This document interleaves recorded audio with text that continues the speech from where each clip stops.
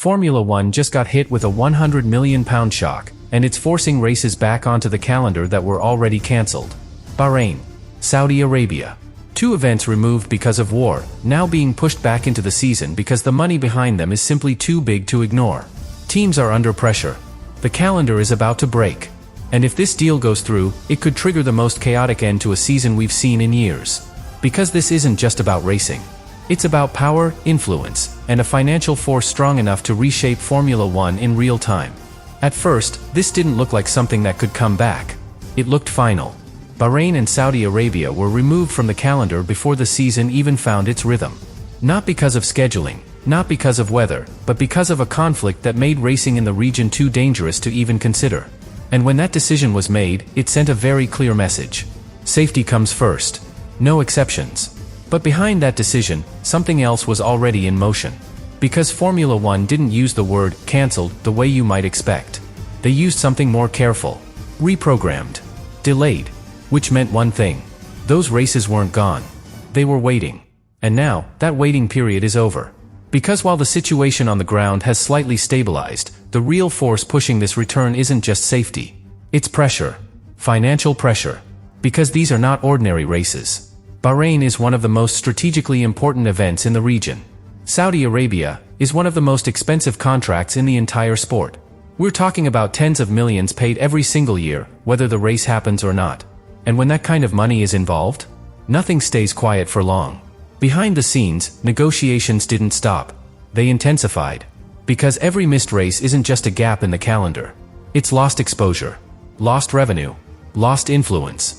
And for a sport built on global presence, that's a problem that demands a solution. So now Formula One finds itself in a position where it can't simply move on. It has to react.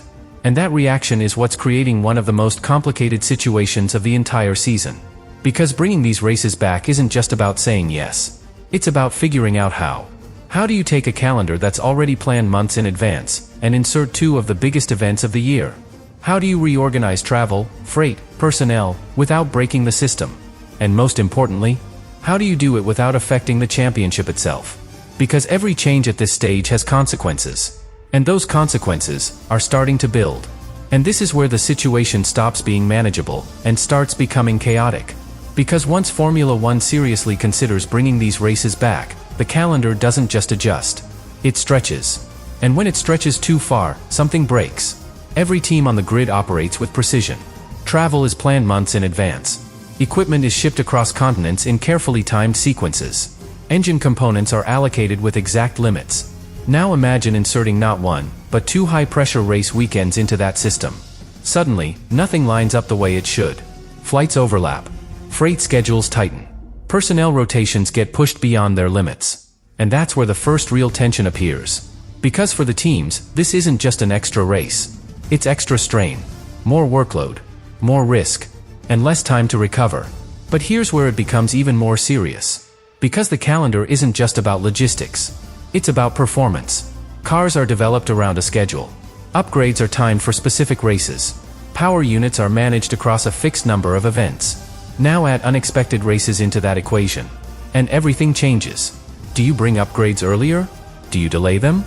Do you risk reliability to stay competitive? Because every additional race increases wear. Every additional race pushes components closer to failure.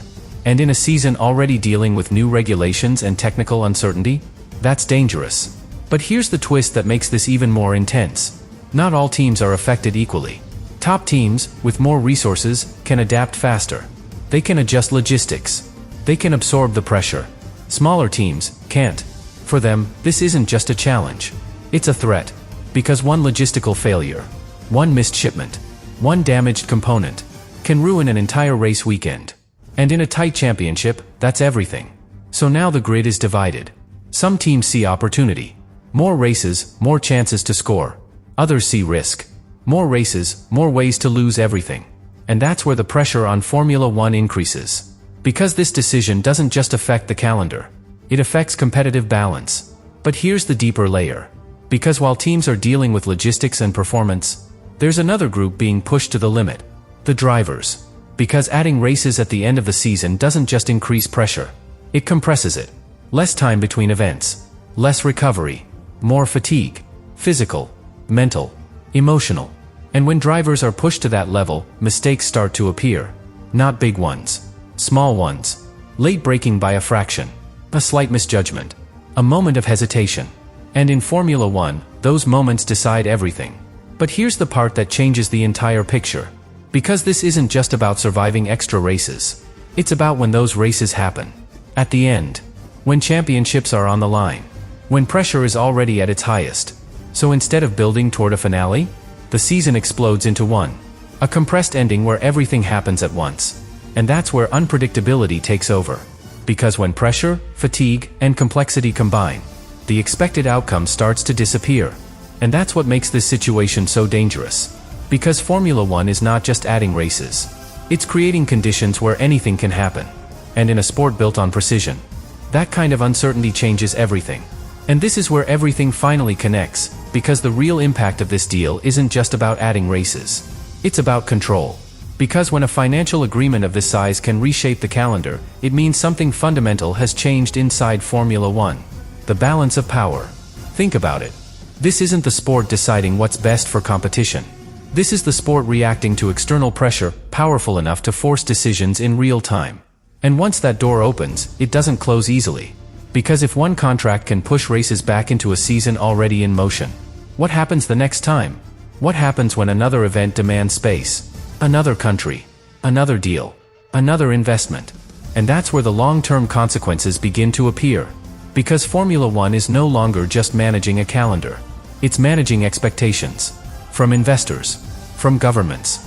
From partners who are putting massive amounts of money into the sport and expecting something in return. And that creates a new kind of pressure. Not just to race, but to deliver. No matter the circumstances. But here's where it becomes even more critical. Because this shift doesn't just affect the schedule. It affects how the sport makes decisions. Because now, every major choice has two sides. Sporting logic and financial reality. And when those two don't align, something has to give. In this case, it's the calendar. Tomorrow, it could be something else. And that's what makes this moment so important. Because it reveals the direction Formula One is moving toward. A sport that is not just driven by performance on track, but by forces outside of it. And that leads to the final realization. This isn't just about Bahrain. It's not just about Saudi Arabia. It's about how far Formula One is willing to go to protect the business behind the racing.